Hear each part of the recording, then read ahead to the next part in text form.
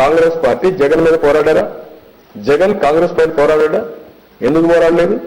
వాళ్ళిద్దరు match fixing పెట్టుకొని కావాలని చెప్పి తెలుగుదేశం పార్టీ ఇబ్బంది పెట్టాలని ఇద్దరు ప్రయత్నం చేశారు తప్ప ఇంకోటి కాదు. వీళ్ళు ఎన్ని ప్రయత్నాలు చేసినా ఏమీ కాదు. ఆ విషయంలో చాలా స్పష్టంగా ఉన్నాం. జగన్ ఎక్కడి నుంచో రాలేదు. కాంగ్రెస్ పార్టీ అవినీతిని పూర్తిగా ఆ పార్టీలో ఉండి డబ్బులు వసూలు చేసుకొని వచ్చిన వ్యక్తి ఇతను. అందుకని మేము చాలా స్పష్టంగా ఉన్నాం. ఇద్దరు కూడా ఈ రాష్ట్రాన్ని భ్రష్టు పట్టించారు, నాశనం చేశారు. ఈ రోజు ఈ రాష్ట్రం పరిస్థితికి పతనావస్థకు వచ్చినట్టే ఇద్దరు కారణం. దాన్ని ప్రజల్లోకి తీసుకుపోతాం, పోరాడతాం. న్యాయం జరిగే వరకు, తిరిగి మళ్లీ ప్రజలకు న్యాయం జరిగే వరకు ఈ పోరాటం ఆగదు. పార్టీ విషయానికి వస్తే గతంలో కనిపించినప్పుడు క్యాడర్ బలంగా ఉందనే విషయం అందరూ ఒప్పుకునే విషయం. అయితే సెకండ్ క్యాడర్ ప్రతి విషయానికి, ప్రతి సంక్షేమం వచ్చినప్పుడు కానీ, ప్రతి సమస్య వచ్చినప్పుడు కానీ పార్టీ అధినేత తెర మీదకి రావాల్సి వస్తుంది. సెకండ్ క్యాడర్ లీడర్షిప్ బలం కోల్పోయింది అని ఒక వాదన వస్తుంది. రెండోది ఏంటంటే హరికృష్ణ లాంటి నాయకులు కూడా, కొందరు నాయకుల వల్ల పార్టీ భ్రష్టుపడుతుంది. తెలంగాణతో పాటు చాలా విషయాలపై స్పష్టత రావాల్సిన అవసరం ఉందని అభిప్రాయపడ్డారు. దానికి మీరేం సమాధానం? నేను చాలా స్పష్టంగా పార్టీలో ఉండే ప్రతి ఒక్క నాయకుడికి దశ దిశ చాలా స్పష్టంగా నిర్దేశిస్తున్నాను. నేను అందరికి అవైలబుల్లో ఉన్నాను. ఎవరు ఏ విషయం వచ్చినా నాకు చెప్పచ్చు, నేను వింటాను. విన్న తర్వాత ఏది కరెక్ట్ అయితే ఆ నిర్ణయం చేస్తాం.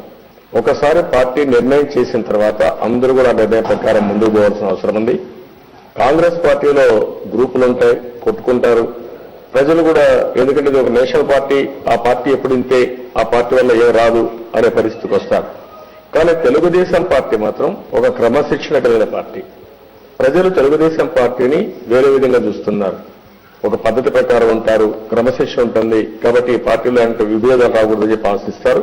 అందుకని నేను అందరినీ కోరుతున్నా, అలాంటి రావడానికి వీలు లేదు. నేను పార్టీ అధ్యక్షుడిగా చాలా స్పష్టంగా అందరికి అవైలబిలిటీ ఉన్నాను. ఈ రోజు 3 సంవత్సరాల నుంచి రాష్ట్రానికి ఒక సంక్షోభం, నాకు తెలుగుదేశం పార్టీకే కాదు రాష్ట్రానికి ఒక సంక్షోభం వచ్చింది. కొన్ని పార్టీలు కావాలని చెప్పి దీన్ని రాజకీయ ప్రయోజనాల కోసం ఉపయోగించుకుంటున్నారు. అవి కూడా జరుగుతున్నాయి. ఏది ఏమైనా ప్రజలు ఇవన్నీ ఆలోచిస్తారు. ఆలోచించి రేపు ఎప్పుడు ఎన్నికలు వచ్చినా 100% తెలుగుదేశం పార్టీని ఆదరిస్తారు. దాంట్లో ఎవరికి డౌట్ అవసరం లేదు. ప్రజల్లో ఆ చైతన్యం తీసుకొస్తాం. అయితే ఇక్కడ నేను అప్పీల్ చేసి మీరు చెప్పినట్టు ఒకరిద్దరికి ఏదైనా అభిప్రాయం నాకు చెప్పాలి తప్ప మీడియాకి ఎవరు చెప్పడానికి వీలు లేదు. నేను చాలా స్పష్టంగా ఉన్నదాన్ని. అలాంటి ఇండిసిప్లిన్ ఉంటే మాత్రం పార్టీ గట్టిగానే యాక్ట్ చేస్తాం. అంటే ఈ 2014 అధికారం చేపట్టే దిశలో, అధికారం సాధించే దిశలో ఎలాంటి అడుగులు వేయబోతున్నారు? నిర్దిష్టమైన ప్రణాళిక మీకు ఏమైనా ఉందా? నిర్దిష్టంగా ఏమైనా చెప్పదలుచుకున్నారా? చాలా స్పష్టంగా తెలుగుదేశం పార్టీ ఇప్పటికీ ఎన్నో సంక్షోభాల్ని ఎదుర్కొన్నాం. అదే మాదిరిగా ఈ రాష్ట్రాన్ని ప్రపంచ పటంలో పెట్టాం. మళ్లీ మన మీద గురుతరమైన బాధ్యత ఉంది. ఒక నిర్దిష్టమైన విధానాలతో మళ్లీ ముందుకు పోతాం. ఈ రోజు మేము ఆలోచించేది తెలంగాణ విషయం పైన కూడా ఏం చేయాలో అందరితో చర్చిస్తున్నాను. ఇంకో పక్కన కాంగ్రెస్ పార్టీ రాష్ట్రాన్ని పూర్తిగా భ్రష్టు పట్టించింది, అప్రతిష్ట పాలు చేసింది. అన్ని వ్యవస్థలు కుప్పగూలిపోయినాయి. ఈరోజు కరెంటు విషయం మీరు చూస్తున్నారు. 9 సంవత్సరాలు నేను కష్టపడి మిగులు కరెంటు, మిగులు బడ్జెట్ తీసుకొస్తే కాంగ్రెస్ నాయకులు ఈరోజు ఆ వ్యవస్థని పూర్తిగా కుప్పగూల్చే పరిస్థితికి వచ్చారు. దగ్గర ఇప్పటికే 4,500 కోట్ల రూపాయలు అదనంగా కరెంట్ ఛార్జ్ పెంచారు. ఇంకా ఒక 7,000-8,000 కోట్ల రూపాయలు అదనంగా ఏదైతే ఎక్సైజ్ డ్యూటీ ఉందో, ఫ్యూయల్ అడ్జస్ట్మెంట్ సర్ఛార్జ్ అయితే ఉందో దాన్ని వేసే పరిస్థితికి వచ్చారు. ఇంకో పక్కన మనం చూస్తున్నాం, ఎక్కడ చూసినా బెల్ట్ షాపులు పెట్టి మద్యం ఏరులై పారుతా ఉంది. నిన్న మీరు చూశారు. మేము చాలాసార్లు చెప్పినప్పుడు బొత్స సత్యనారాయణ మా మీద ఎదురుదాడి చేసే పరిస్థితికి వచ్చాడు. నేను అడుగుతున్నా, ఇప్పుడు నిన్న వైట్ కార్డు ఉండే వాళ్ళందరికీ షాపులు ఇచ్చారు, అంత్యోదయ కార్డు ఉన్న వాళ్ళకి షాపులు ఇచ్చారు. షాపుల్లో పనిచేసే పని మనుషులు షాపులు ఉన్నాయి. దీనికి సమాధానం ఏం చెప్తారని అడుగుతున్నాను. దీనికి సమాధానం చెప్పే ధైర్యం బొత్సాకుందని నేను అడుగుతున్నాను. ఎదురుదాడి చేయడం కాదు.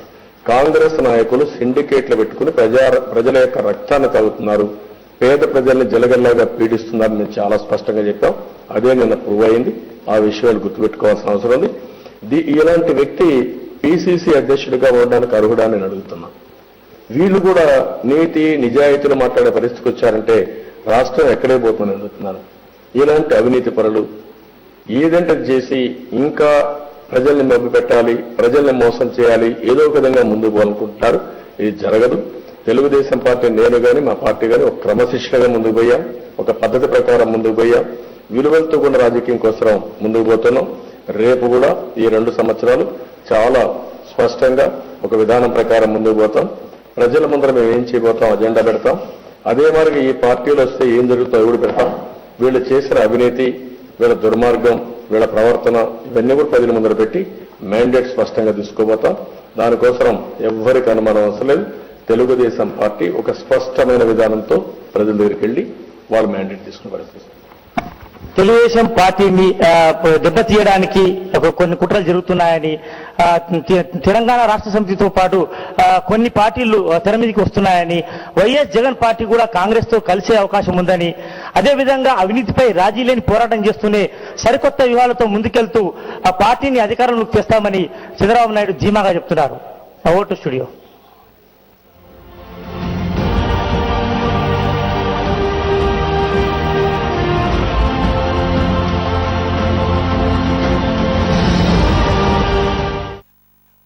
ఈ బులెటిన్ మీకు సమర్పించిన వారు భారతదేశపు అతి పెద్ద సిఏ విద్యా సంస్థ శ్రీ మేధావి. విక్టరీ సింబల్ ని గమనించి చేరండి. రేపు మా అత్తమ్మ విజయవాడ వెళ్తుంది. విజయవాడ చాలా ఖర్చు చేయాలి. ఇంతవరకు టికెట్ కూడా రిజర్వ్ చేయలేదు. నేనేం చెప్పను. సరే, హౌస్ వెరీ నైస్.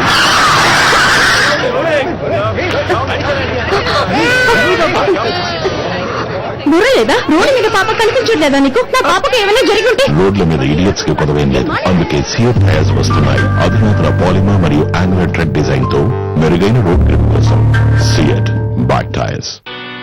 అవ్వండి ఫ్రెష్, అవ్వండి మెగా ఫ్రెష్, పూర్తిగా ఫ్రీ. కొనండి 4 సింథాల్ ఫ్రెష్ సబ్బులు, పొందండి సింథాల్ టాల్క్ ఫ్రీ. సిఏలో హ్యాట్రిక్ రికార్డ్, ఇంటర్ లో ఆల్ టైమ్ రికార్డే గాక ఫస్ట్ ర్యాంక్ తో పాటు టాప్ 10 లో 48 ర్యాంకులు సాధించిన శ్రీ మేధావి. సిపిటి మరియు ఎంఈసీ అడ్మిషన్లు జరుగుతున్నవి. CPT batches April 2. Sri Medhavi victory symbol గమనించి చేరండి. ఇదిగో కొత్త కాంప్లాన్. ఎక్కువ పాలు, ఎక్కువ మరియు మెరుగైన ప్రోటీన్, 34 అతి ముఖ్య పోషక పదార్థాలు, ఇంకా 3 కొత్త రుచులు: కేసర్ బాదాం, పిస్తా బాదాం మరియు స్ట్రాబెర్రీ.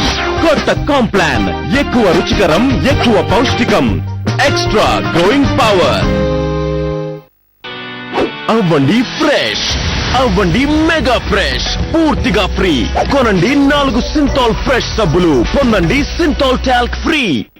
రేపు మా అత్తమ్మ విజయవాడ వెళ్తుంది. విజయవాడ చాలా ఖర్చు చేయాలి.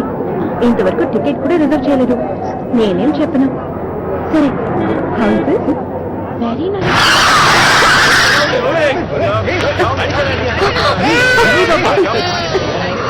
బుర్ర లేదా? రోడ్డు మీద పాప కనిపించట్లేదా నీకు? నా పాపకు ఏమైనా జరిగి ఉంటే? రోడ్ల మీద ఇడియట్స్ కి కొదవేం లేదు. అందుకే సియట్ టైర్స్ వస్తున్నాయి. అధునాతన పాలిమర్ మరియు యాంగులర్ ట్రెడ్ డిజైన్ తో మెరుగైన రోడ్ గ్రిప్ కోసం సియట్ బైక్ టైర్స్. ఇదిగో కొత్త కాంప్లాన్. ఎక్కువ పాలు, ఎక్కువ మరియు మెరుగైన ప్రోటీన్, 34 అతి ముఖ్య పోషక పదార్థాలు, ఇంకా 3 కొత్త రుచులు: కేసర్ బాదాం, పిస్తా బాదాం మరియు స్ట్రాబెర్రీ. కొత్త కాంప్లాన్, ఎక్కువ రుచికరం, ఎక్కువ పౌష్టికం, ఎక్స్ట్రా గ్రోయింగ్ పవర్. అవ్వండి ఫ్రెష్, అవ్వండి మెగా ఫ్రెష్, పూర్తిగా ఫ్రీ. కొనండి 4 సింథాల్ ఫ్రెష్ సబ్బులు, పొందండి సింథాల్ టాల్క్ ఫ్రీ. తారా చౌదరి ఎవరు? ప్రసాద్ కు తారా చౌదరికి సంబంధం ఏంటి? చిక్కిన ఆ ఎంపీ ఎవరు? తారా ఇంట్లో దొరికిన డైరీలు, సీడీల్లో ఏముంది? తారకు చెందిన 8 సెల్ ఫోన్లలో ఎవరి నంబర్లున్నాయి? పోలీసులు, పొలిటికల్ లీడర్స్ కూడా బాధితులేనా? తారా పేరు వింటేనే పారిశ్రామికవేత్తలు, సినీ ప్రముఖులు ఎందుకు భయపడుతున్నారు? తారా రాత్రి 7:30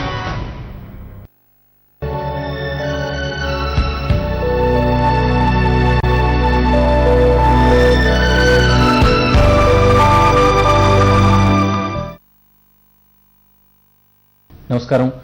డాడీ బతకాలనుంది ప్రత్యేక కార్యక్రమానికి స్వాగతం. గుండె గాయాలను మాన్పే పాటల రచయిత ఆయన. పేపర్పై పెన్ను పెడితే మనసును కదిలించే పాటలు వస్తాయి. ఆ పాటలు విన్న వారికి ఓ రసానుభూతిని కలిగిస్తాయి. సుమారు 146కు పైగా సినిమాలకు పాటలు రాసి జనాల బాధల్ని మరిపించినా అతని బాధ తీర్చేవారే కరువయ్యారు. చావు బతుకుల మధ్య కొట్టుమిట్టాడుతున్న కొడుకు ప్రాణాలు రక్షించుకోవటం కోసం ఎదురు చూస్తున్నారు అతను. ఆయనే శ్రీనివాస్. డాడీ చిత్రానికి పాటలు రాసి డాడీ శ్రీనివాస్ గా మారారు ఈ రచయిత. తన కుమారుణ్ణి పీడిస్తున్న కిడ్నీ వ్యాధి చికిత్స కోసం ఉన్నదంతా ఖర్చు చేసి సాయం కోసం దీనంగా ఎదురు చూస్తున్నారు. ఇతను సాజన్, ఓ పాటల మాంత్రికుడు. ఎంత గొప్ప భావాన్నైనా అలవోకగా సరళమైన భాషలో పలికిస్తాడు. కవిత్వం తండ్రి నుంచి ఇతనికి వచ్చిన వారసత్వపు ఆస్తి. సాజన్ తండ్రి సినీ గీత రచయిత. దాదాపు 140 పాటలు రాశారు. మెగాస్టార్ చిరంజీవి నటించిన డాడీ చిత్రంలో పాటలు రాసింది శ్రీనివాసే. తండ్రిలాగే కవిత్వం రాస్తున్న సాజన్ను మాయిదారి వ్యాధి పీడిస్తోంది. సాధారణ అనారోగ్యం కాస్త కిడ్నీ వ్యాధిగా మారింది. వ్యాధి ఎంత తీవ్రంగా ఉందంటే నెలకోసారి డయాలసిస్ చేస్తే తప్ప రోజులు గడవని పరిస్థితి.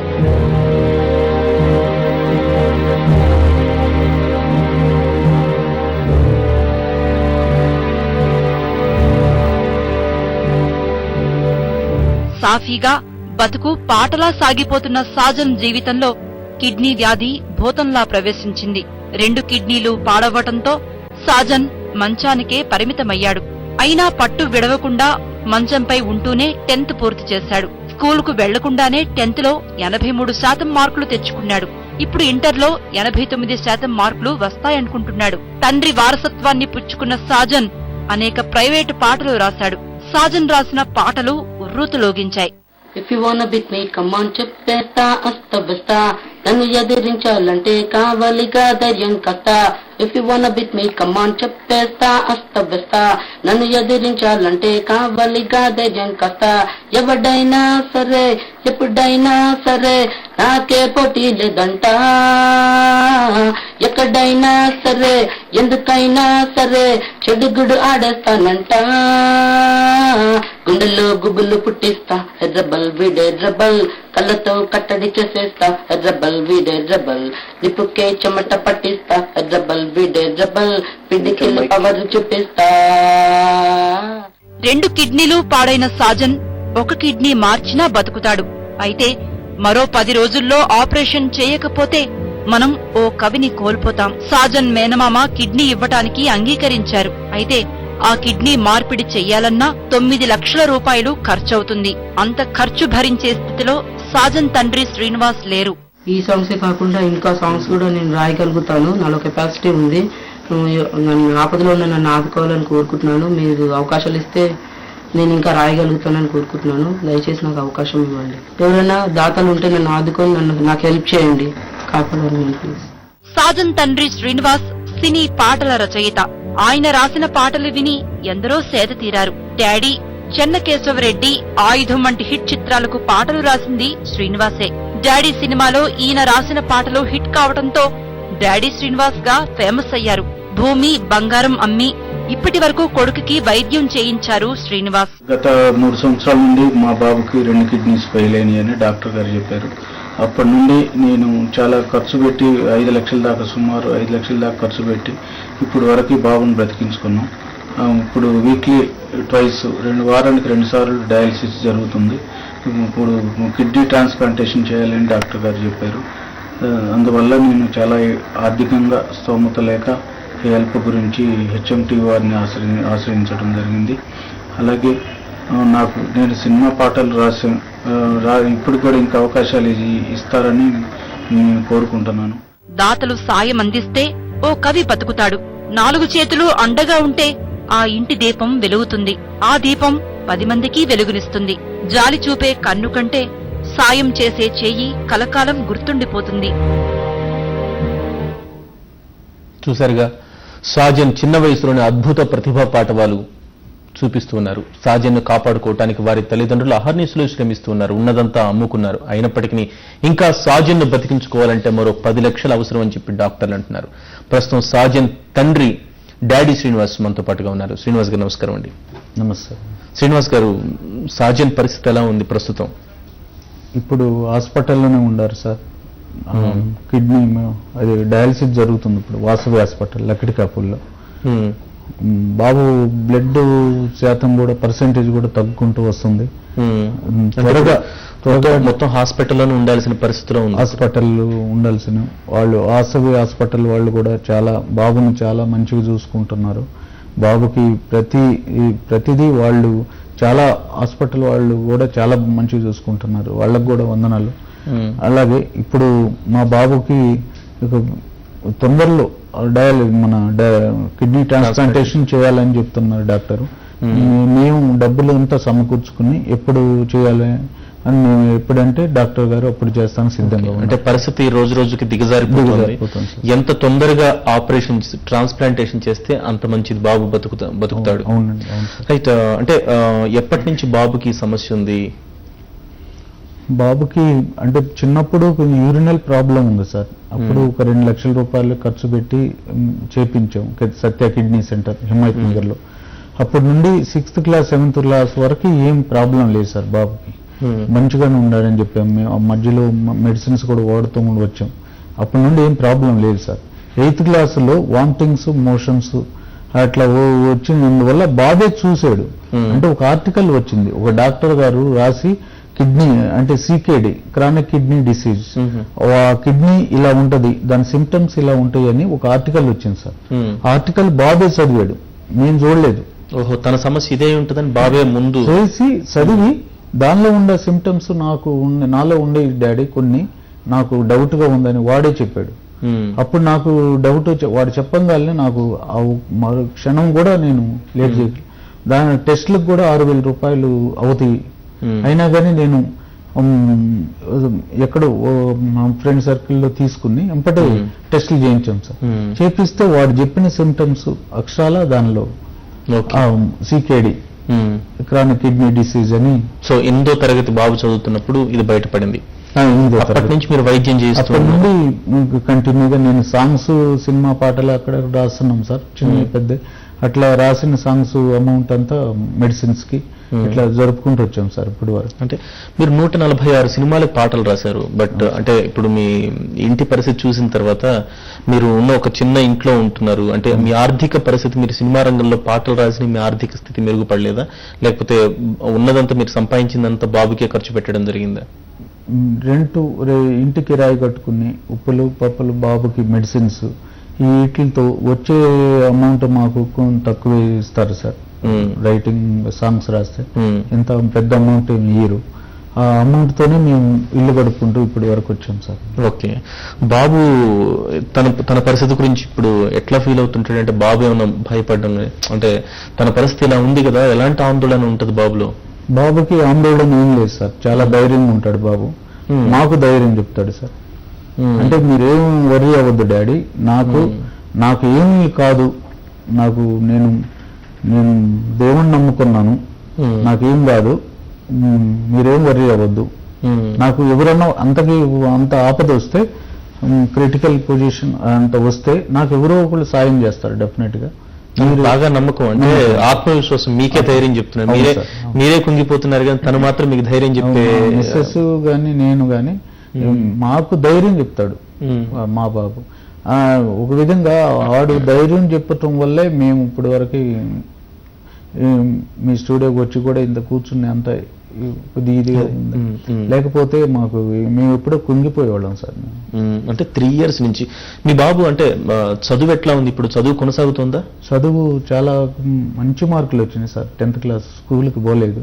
10th లో స్కూల్కి అసలు పోలేదు. బోర్డ్ ఎగ్జామ్ వెళ్ళి ఎగ్జామ్ రాసి వచ్చాడు. దానిలో 83% మార్క్స్. గ్రేట్. 83%. అంటే స్కూల్కి వెళ్లకుండా ఇలాంటి ఆరోగ్య సమస్యలు ఫేస్ చేస్తే 83% తెచ్చుకున్నాడు. కాలేజీకి కూడా ప్రిన్సిపల్ గారిని వాళ్ళకి కూడా తెలుసు బాబుకి 2 కిడ్నీస్ ఫెయిల్ అయింది. వాళ్ళని రిక్వెస్ట్ చేసి కాలేజీకి కూడా వెళ్ళలేదు. డయాలసిస్ ఉంది కదా సార్, వీక్లీ 2 సార్లు, వారానికి 2 సార్లు. ఆ డయాలసిస్ వల్ల కాలేజీకి కూడా వెళ్ళలేదు. వెళ్ళి హ్యాపీగా ఎగ్జామ్ రాసి వచ్చాడు. వద్దని చెప్పాం మేము. ఇంటర్మీడియట్ ఫస్ట్ ఇయర్ ఏం లేదు డాడీ, నాకు డెఫినెట్ గా నేను పాస్ అవుతాను ఇంటర్ కూడా, మీరేం వరీ అవ్వద్దు. గ్రేట్ అన్నాడు. ఇక అంత ఇది డెఫినెట్ గా బాబుకున్న ఆత్మవిశ్వాసం తనని ఖచ్చితంగా బతికిస్తుంది. తను మళ్ళీ ఒక మంచి పొజిషన్కి వచ్చేలా చేస్తుంది. అంటే బాబుకి ఎలాంటి ఆలోచనలు ఉన్నాయి? తన భవిష్యత్తు మీద ఎప్పుడైనా తను ఇలాంటి కెరీర్ ఎంచుకోవాలి, అలాంటి కెరీర్ అనుకుంటుంటాడు ఎప్పుడైనా? అసలు బాబు ఒకటే అన్నాడు సార్, మా కిడ్నీ ఫెయిల్ అయిన తర్వాత 1 year తర్వాత మేము కొంత బాధపడుతూ ఉన్నాము.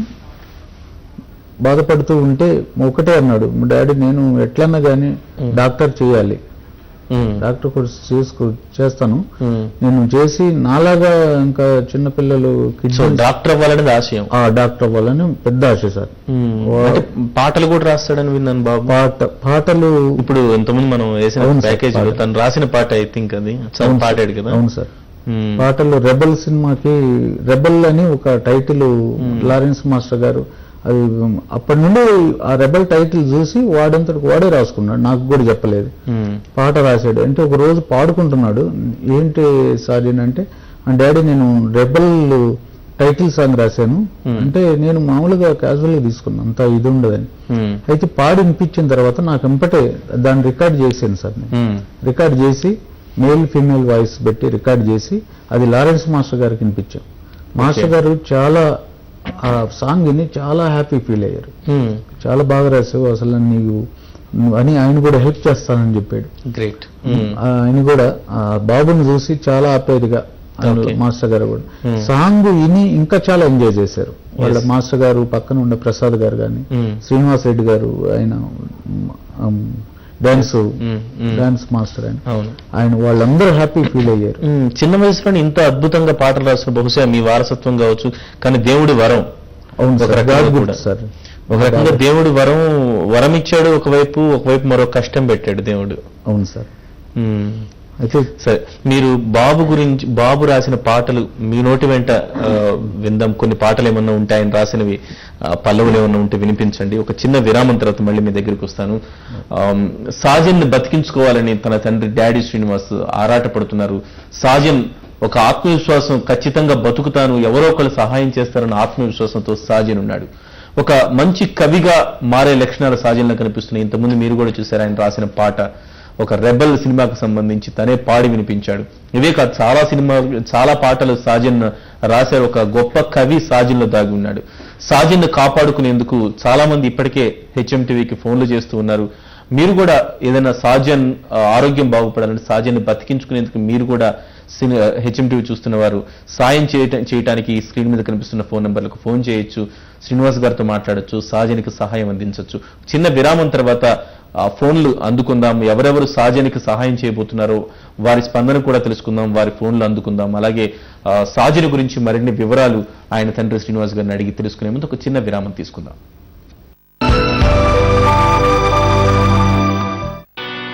అవ్వండి ఫ్రెష్, అవ్వండి మెగా ఫ్రెష్, పూర్తిగా ఫ్రీ. కొనండి 4 సింథాల్ ఫ్రెష్ సబ్బులు, పొందండి సింథాల్ టాల్క్ ఫ్రీ. ఇదిగో కొత్త కాంప్లాన్. ఎక్కువ పాలు, ఎక్కువ మరియు మెరుగైన ప్రోటీన్, 34 అతి ముఖ్య పోషక పదార్థాలు, ఇంకా 3 కొత్త రుచులు: కేసర్ బాదాం, పిస్తా బాదాం మరియు స్ట్రాబెర్రీ. కొత్త కాంప్లాన్, ఎక్కువ రుచికరం, ఎక్కువ పౌష్టికం, ఎక్స్ట్రా గ్రోయింగ్ పవర్.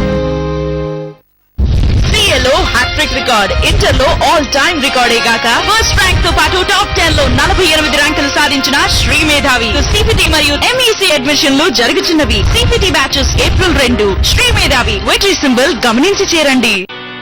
అవ్వండి ఫ్రెష్, అవ్వండి మెగా ఫ్రెష్, పూర్తిగా ఫ్రీ.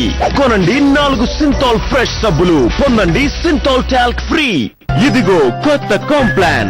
ఎక్కువ పాలు, ఎక్కువ మరియు మెరుగైన ప్రోటీన్, 34 అతి ముఖ్య పోషక పదార్థాలు, ఇంకా 3 కొత్త రుచులు: కేసర్ బాదాం, పిస్తా బాదాం మరియు స్ట్రాబెర్రీ.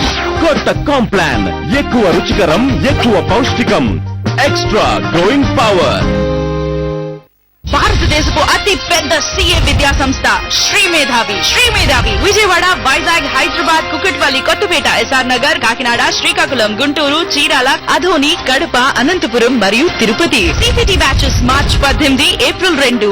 శ్రీ మేధావి వెట్రీ సింబల్ గమనించి చేరండి. శ్రీ మేధావి.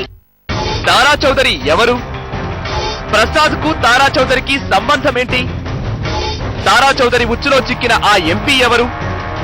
తార ఇంట్లో దొరికిన డైరీలు, సీడీల్లో ఏముంది? తారకు చెందిన 8 సెల్ ఫోన్లలో ఎవరి నంబర్లున్నాయి? పోలీసులు, పొలిటికల్ లీడర్స్ కూడా బాధితులేనా? తార పేరు వింటేనే పారిశ్రామికవేత్తలు, సినీ ప్రముఖులు ఎందుకు భయపడుతున్నారు? తారాపథం రాత్రి 7:30 30 ఈ బులెటిన్ ను మీకు సమర్పిస్తున్న వారు కొనండి 4 సింతాల్ ఫ్రెష్ సబ్బులు, పొందండి సింతాల్ టాల్క్ ఫ్రీ.